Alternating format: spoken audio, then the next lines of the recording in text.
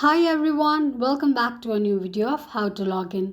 In today's video, I'm going to show you how you can log into your Carter's credit card account. Keep watching the video till the end and don't forget to subscribe to our channel by hitting the subscribe button and press the notification bell icon so that you'll never miss another update from us.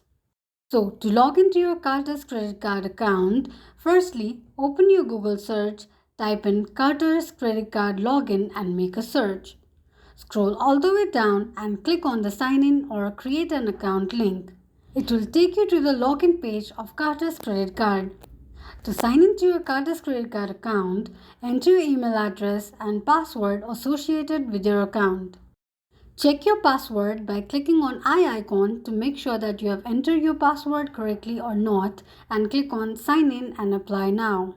You can also tick mark on keep me signed in if you want your Carter's credit card username and password to be remembered next time you log in.